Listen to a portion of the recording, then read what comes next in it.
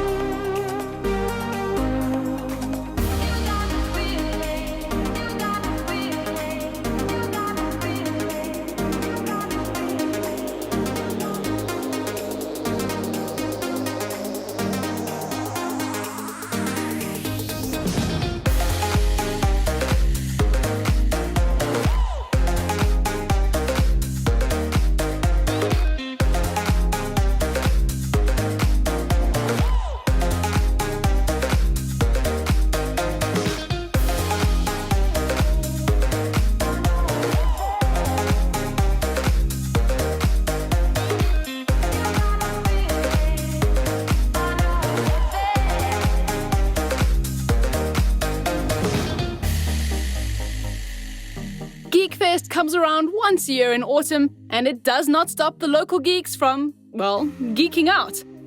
The festival pays tribute to everything we love about the geek culture, from games to cosplay, cool merchandise, and of course, crazy jousting and robot wars. This year's GeekFest took place at Monte Casino, and even though the weather was a bit questionable, it didn't discourage the geeks from pulling out all the stops. We had Wonder Woman, Joker, and we even bumped into a group of fluffy people. Yeah, okay, not sure what characters they were, but they were cuddly nonetheless. We got to see some awesome cosplay by the adults and even the kids who showed that age is not a barrier when it comes to geekiness. Thor, Batgirl, Spider-Man, and more. The kids really went out of their way to show their geek spirit on the day.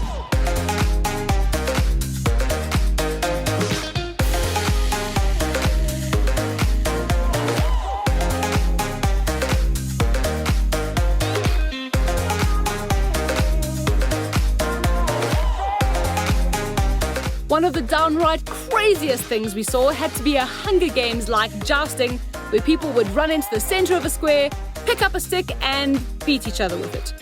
Perhaps we're looking at a hidden cure for road rage, but we suggest everyone tries it at least once. Very therapeutic. All right, we are the Dahogrian Empire, and we are at GeekFest 2018. The Dahogrian Empire, what are we? A lot of people have that question for us. We are essentially a semi-full contact, foam-padded combat medieval reenactment group.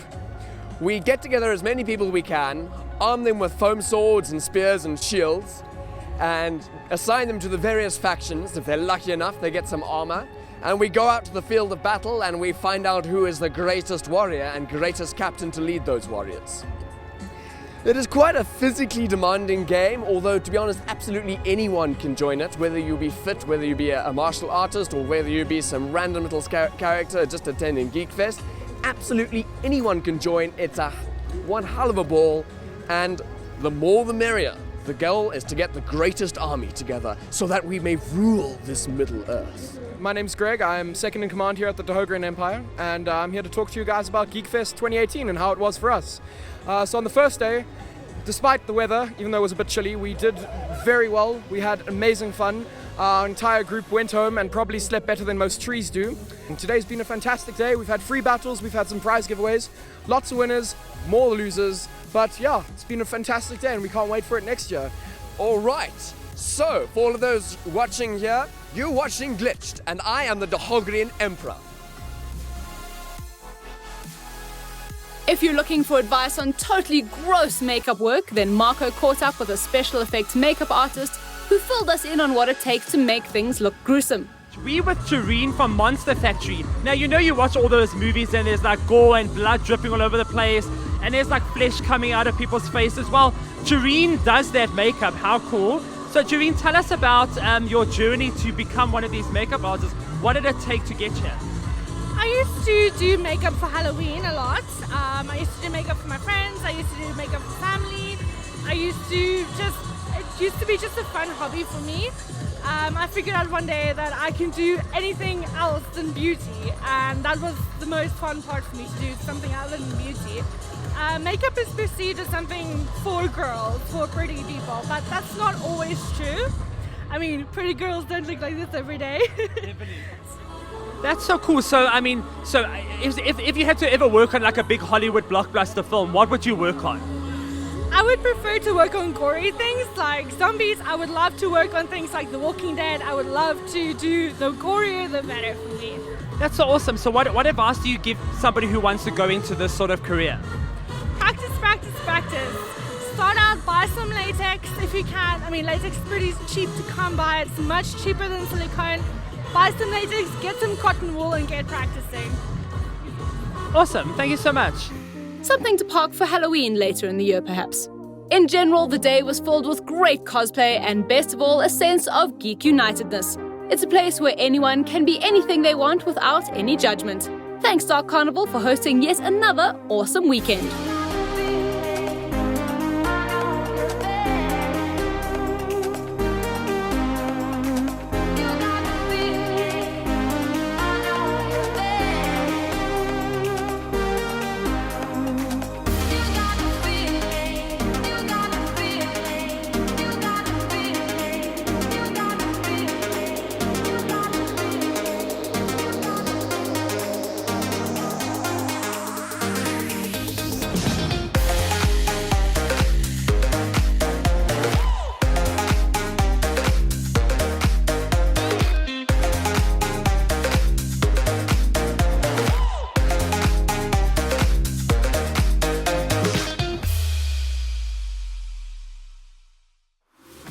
Now, as you can see, we had loads of fun, and Marco is considerably more broke than he was before.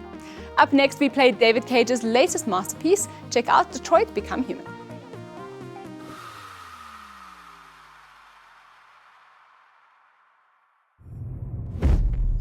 More and more androids show signs of deviancy. There are millions in circulation. If they become unstable, the consequences will be disastrous. My name is Kara. This is where it all began. The world's forge. And it will all end. You do the housework, the washing, you cook the meals, and you take care of Alice. My name is Connor. I'm the android sent by CyberLife. The company has allocated a specialized model to assist investigators. My name is Marcus. Just like you, I was a slave. Thank you, Marcus. Then I chose to open my eyes, to take back my freedom, and decide who I wanted to be. My name is Kara. My name is Connor. My name is Marcus. This is our story. Quantic Dream has consistently managed to deliver stellar narrative-driven games. Fahrenheit, Heavy Rain, and Beyond Two Souls still remain some of the most captivating gaming experiences of recent years. David Cage, the man behind the titles, has a knack for developing strong character-to-player connections that build the foundation of a gripping story. To be able to decide the fate of people you learn to love in a game, and to have that pressure knowing they could die and be gone for the entire experience is a heavy burden, especially when you could be the cause of that death. Detroit Become Human is built on everything David Cage has done in the past, while polishing up the weaknesses and developing an even more immersive gaming experience for the player. It has its drawn-out chapters, but every now and then you get thrown into an unexpected deep end where you question your morals and you see relationships perish right in front of your eyes. That is the magic of Detroit, and it carries its weight pretty well. Set in the year 2038, Detroit Become Human follows the story of a series of humans and androids through a so-called revolution. Androids have become part of the world's population, where they now make up the majority of the workforce. With the revolution of technology ever growing and androids being cheap labor, humans are not happy about it, and you either get the very rich who are profiting from this boom, or the very poor who are unemployed due to the shift in the workforce. The game follows the story of 3 main androids as the game's premise takes place around the looming android revolution. Kara, a recently repaired domestic robot that swears to protect a young child named Alice from her abusive father. Connor, the most advanced droid ever made, tasked with tracking down the root of the deviants, a common term for rogue androids, and Marcus, the droid that takes it upon himself to build an army to show the world #RobotLivesMatter.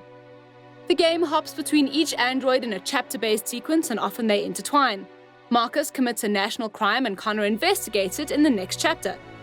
Each of them has their own goals, but their personality and the overall outcome of each chapter depends on you. The game has the deepest branching system we've ever experienced, where the simplest decision could alter the final outcome of a scene, or, if anything, a relationship imbalance between you and a character. Connor and Hank, a drunk former detective, constantly bump heads with each other, and you can either fuel the fire or try and put it out and bring them closer together with the decisions you make. I understand you're facing personal issues, Lieutenant. But you need to move past them. And Hey, don't talk to me like you know me. I'm not your friend, and I don't need your advice, okay? Each relationship feels as if it's worth investing the time into making it work. If you want to, that is. Marcus leads the revolution known as Jericho. Your decisions through the chapters determine if you are a violent leader or if you'll listen to advice and be more level-headed. Each chapter and each character feed off past events. If you decided to kill a hostage during one of Marcus's communication takeover missions, then Connor and Kara's reputation in the game would be affected by this because they are droids too. It's a circle, and every decision has an impact on your game. Perhaps not now, but maybe much later on. Detroit Become Human took us to some gorgeous locations and threw us into some intense quick-time events. While we are not the biggest fans of these quick button-pressing moments, it worked for the most part of the game and never felt too hard. Playing as an android opens up a new range of things to do. When chasing down a deviant, Connor could hold R2 and choose to see which path through a factory would be faster or safer. This, added with the fast-paced decisions, made for an exciting scene that left us on the edge of our seat. What if we chose to shoot instead of letting a deviant go? What if we ran left instead of right? And what if we did not press that button in time? Would things be different? None of this would matter in Detroit if the game was not gripping, and luckily it is. David Cage managed to make sure that everyone that is important does leave a lasting impression on you, and Android or not, when the time comes, it can be a hard pill to swallow. Sure, some chapters in Detroit drag a bit at first. Some chapters are also not as explosive as others, but they tend to help build the tension between the relationships you are trying to grow. You're right. I shouldn't have done that. I'm sorry, Alice. I'll never do it again. It's also not all just story, as you have direct control of each android, and you can explore the chapter's hub, interact with things, read magazines, and discover new options for decisions later on. Much of the game adds a detective mode to Connor's story, where you need to walk around a crime scene, discover any hidden agenda behind the death, restructure the death by investigating the cause and outcome, and report on it. It makes for an enjoyable and interactive experience and makes you crave more and more in the game. The game also has a flowchart after every mission that gives you a clear indication of what choice you made and how it led to the end of the chapter. Investigating these can give you a small glimpse of what could have happened, and in addition shows off a world stat that reflects the percentage of people that chose the same decision you did. Detroit tells a fantastic story where androids are slaves and oppressed by humans. Its characters and plot shine brightly through its lengthy campaign. We gotta go. What? We can't just leave our people behind. It's too late. If we stay here, we're gonna get shot. North. Our people need us alive. There's nothing else we can do. Marcus! With tough decisions to make that alter the future of the characters you are controlling. He's coming. He's gonna hurt me. Run! Get away, or he's gonna break you like last time. The game's plot might have a few moments that drag by and take you to some rather questionable locations, but it is gripping from start to finish, and the characters you meet along the way all make a lasting impression on you. This world doesn't like those who are different, Marcus. Don't let anyone tell you who you should be. This is where Detroit shines, by telling a great story with a selection of unique characters. Detroit Become Human is one of David Cage's best works, and it offers hours of cinematic gameplay that is both terrific to watch and great to play. If you've been a fan of his work, then this is without a doubt one you should look at. We are definitely going to head back into the game to uncover more endings and kill off characters just to see what happens. We give Detroit Become Human a 9 out of 10. This is our story.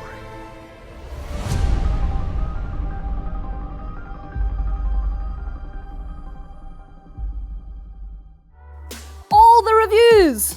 It's time now for State of Decay 2.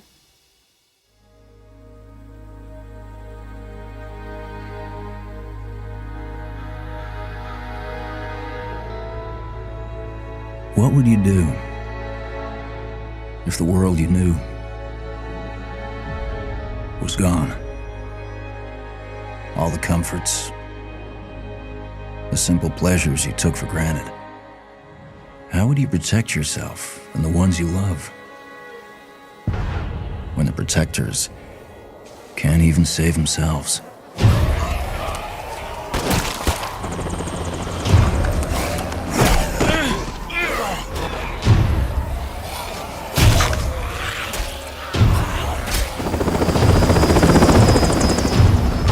The army's pulling out. Come on.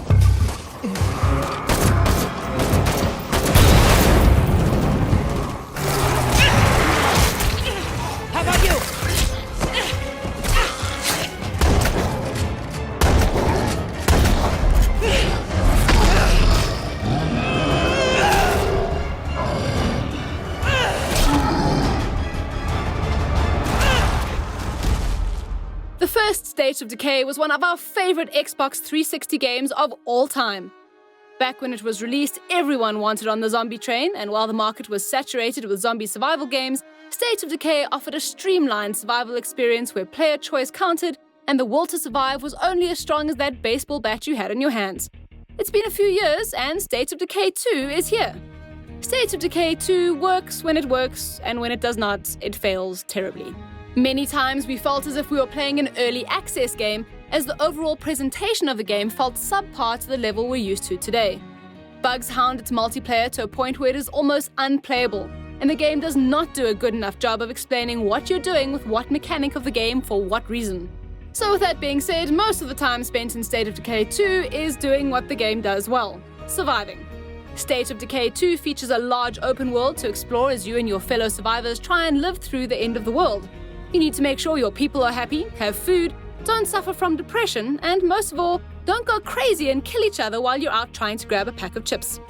State of Decay 2's housing system is cool, and while the game does a poor job explaining to you what you need to do to make it through the toughest times, most of the time we just winged it. Dubbed as your home base, you will need to make sure the building is funded with food, medical supplies, and crafting materials.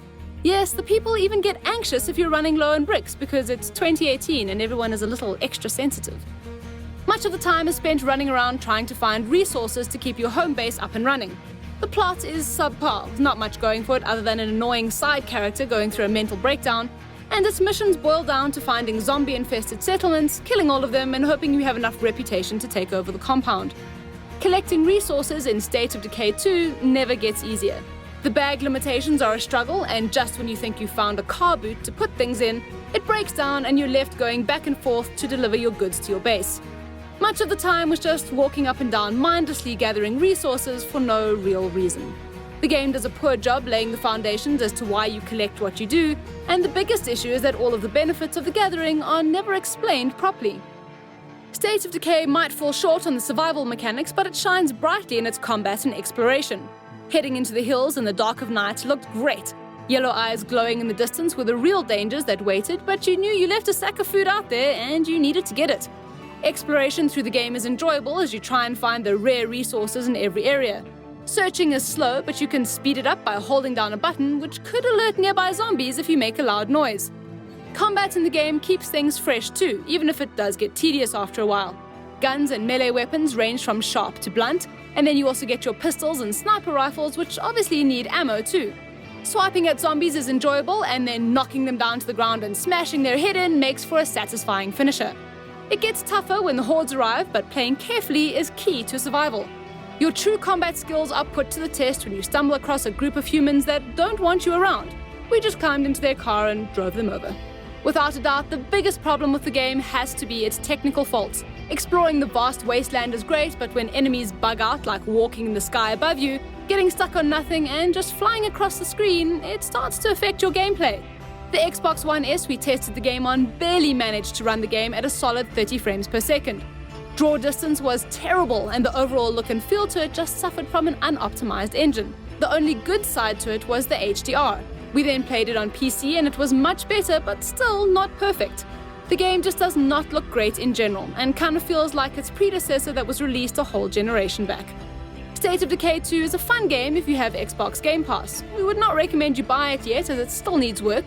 Its multiplayer is broken, its systems are underutilized and lack all depth to them. And the engine is poorly optimized to deliver a game with less polish than something that just hit early access. We would love to jump back into the game and will probably ignore all the game's issues if only the co-op worked.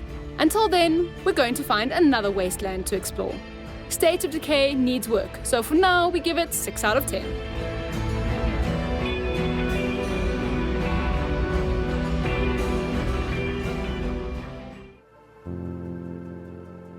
MSI hosted a cool day for fans and media alike where we all got to try out their powerful gaming devices and machines. Marco tried his hand at PUBG and failed terribly, and the MSI GS65 stealth and wowed gamers as it not only looked amazing but also ran Assassin's Creed Origins on ultra settings. MSI sure have a knack for delivering powerful hardware and the fan day showed this. Everything on display was full of awesome RGB lights, powerful displays, and great cooling systems that even managed to stay cool with all the hot tech in the room. The awesome South African esports team, Energy Esports, also announced on the day that MSI were now proud sponsors of this gaming team. In general, the day was filled with gaming, cool swag, and of course, all the awesome MSI hardware you could ever imagine.